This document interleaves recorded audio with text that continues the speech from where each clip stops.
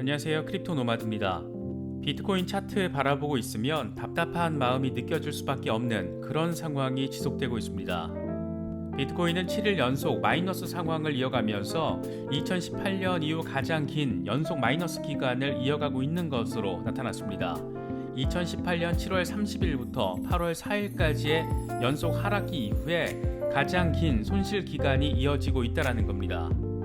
단기 이동평균선이 장기 이동평균선 아래로 떨어지는 데스크로스가 형성된 부분도 주목받고 있습니다. 데스크로스가 발생했다라고 꼭 지속적인 시세 하락 가능성을 의미하는 것으로 볼 수 있는 건 아니지만 이번에는 조금 위험해 보인다, 이런 분석이 나왔습니다. 코인텔레그래프가 제시한 분석인데 어떤 내용인지 짚어보겠습니다. 최근 신중한 투자가 필요하다라는 점을 적극적으로 피력하고 있는 피터 브렌트의 경우에는 이번에는 비트코인이 포물선 상승 추세를 벗어났다라는 점을 보여주면서 조심해야 될 시기라는 점을 거듭해서 강조하고 있습니다. 장기 추세에서 이탈했다라는 것이 차트적으로 보여지는 부분이어서 어째 조금 더 무게감이 느껴지는 것 같기도 합니다. 반면 드비어 그룹의 CEO 나이젤 그린은 조만간 조정이 끝나면 강력한 반등이 나올 것이라면서 낙관적인 전망을 제시했습니다.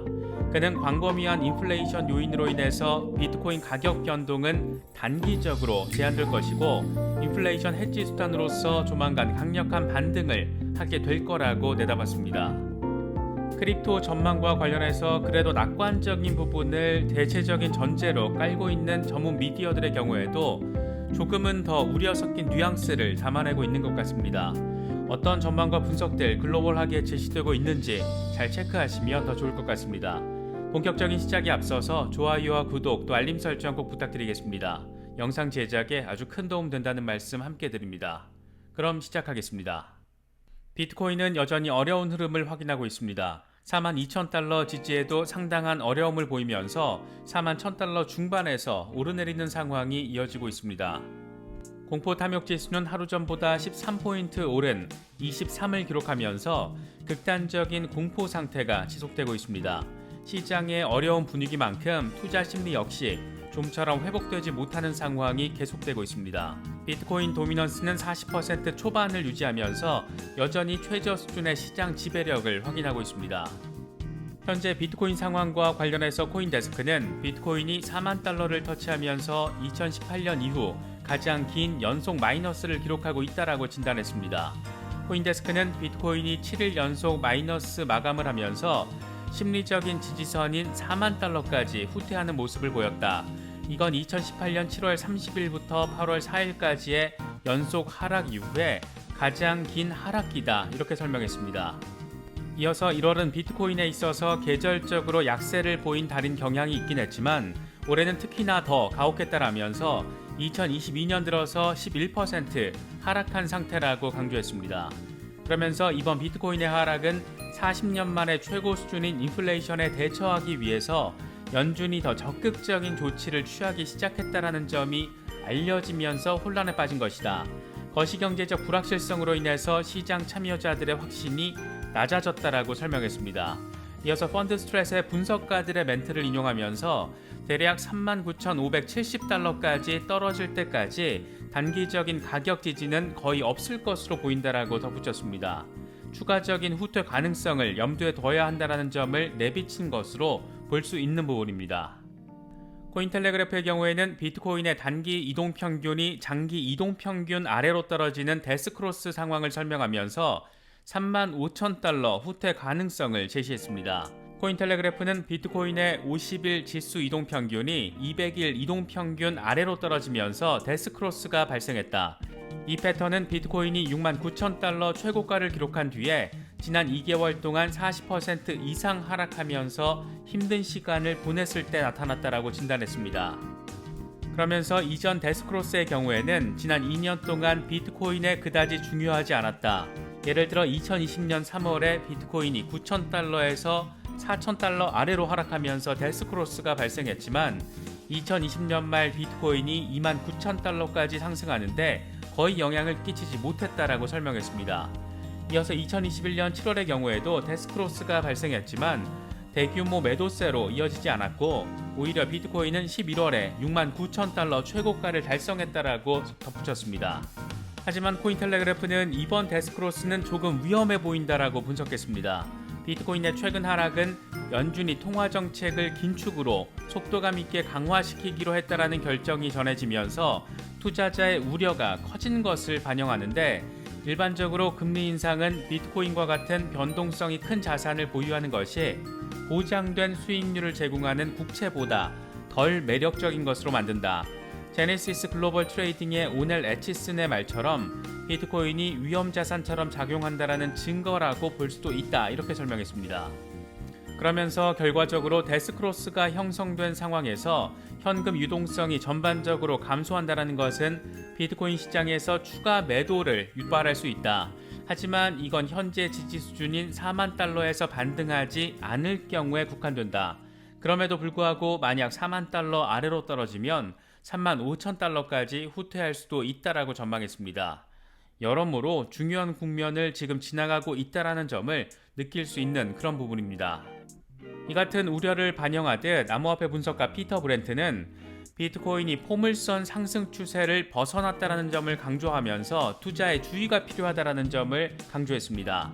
그는 자신의 트위터를 통해서 비트코인은 2019년 말 이후에 포물선 상승 곡선을 그리면서 상승 곡선 위에서 지지를 받아왔지만 현재 이 추세선을 아래로 하향 돌파했다는 점을 차트를 공유하면서 보여줬습니다. 그러면서 자신은 지금까지 이런 사실을 충분히 심각하게 받아들이지 않았을 수도 있었다라면서 좀 더 지켜보며 주의할 필요가 있다는 점을 강조했습니다. 그는 최근 들어서 돈을 벌 때가 있고 지킬 때가 있는데 돈을 지키는 것이 더 어렵다, 이렇게 밝히는 등 신중한 투자가 필요한 시기라는 점을 지속적으로 강조하고 있습니다. 반면 세계 최대 재무설계 자문 기업으로 꼽히는 드비어 그룹의 CEO 나이젤 그린은 최근 비트코인 가격 하락에도 불구하고 강력한 반등을 예측했습니다. 데일리 호들 보도 내용을 보면 100억 달러 이상의 자산을 관리하고 있는 드비어의 CEO 나이젤 그린은 시장의 변동성이 몇 주 동안 지속되고 있지만 그럼에도 불구하고 암호화폐가 장기적으로 번성할 것으로 확신한다라고 밝혔습니다. 이어서 최근의 가격 급락은 연준의 금리 인상 계획에 대한 우려가 전 세계 시장에 즉각적인 부정적 영향을 미친 것이다. 하지만 광범위한 인플레이션 요인이 그대로 유지되기 때문에 현재 비트코인 가격 변동은 단기적으로 국한될 것이다. 인플레이션 해지 수단인 비트코인이 조만간 강력하게 반등하게 될 것이다. 비트코인의 채택과 수요는 계속 증가하는 반면 공급은 감소하고 있기 때문에 비트코인은 앞으로 지속적으로 강세를 보일 것이다. 이렇게 낙관적인 전망을 제시했습니다. 나이젤 그린은 비트코인이 2022년 상반기에 10만 달러에 도달할 것이라고 기대하는 강세론자 가운데 한 명인데, 최근에는 엘살바도르의 비트코인 법정화폐 채택을 거듭 지지한다라는 의사를 밝히면서 올해 3개 나라가 비트코인을 법정화폐로 채택할 것이라고 예측하기도 했습니다.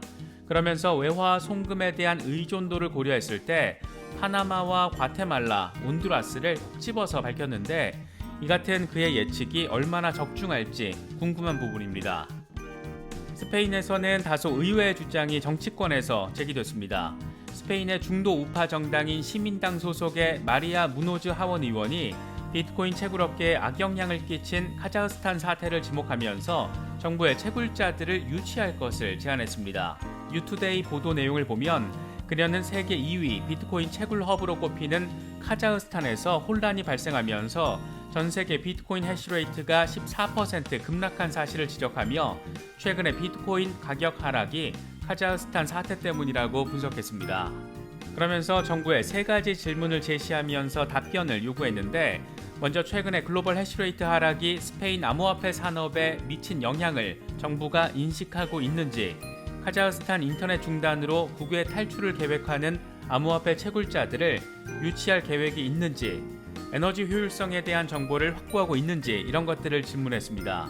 사실 비트코인 채굴이 지난해 중국의 탄압으로 미국으로 저변을 확대한 것처럼 스페인이든 엘살바도르든 특정 지역에 국한되지 않고 이렇게 넓게 확산된다는 것은 비트코인 채굴이 특정 국가의 정치적 입장에 따라서 좌지우지되지 않고 안정적인 채굴이 가능하다는 점에서 긍정적인 요인으로 바라볼 수 있을 것 같습니다.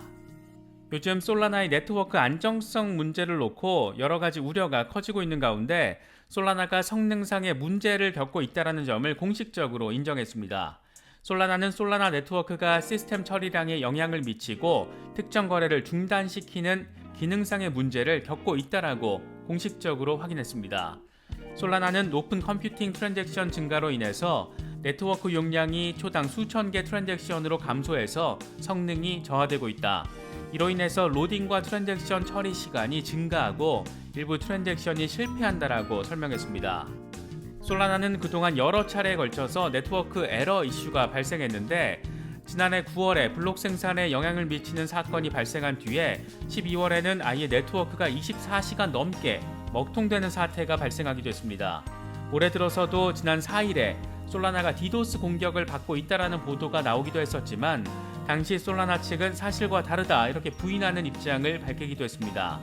세상에서 가장 빠른 블록체인 플랫폼, 가장 현실적인 이더리움 킬러 이런 평을 받으면서 이더리움의 강력한 경쟁자로 부상했지만 여전히 기술적으로는 허점이 존재한다는 점이 이렇게 확인되면서 앞으로 이런 부분이 얼마나 보완되면서 진척될지 주목받고 있습니다.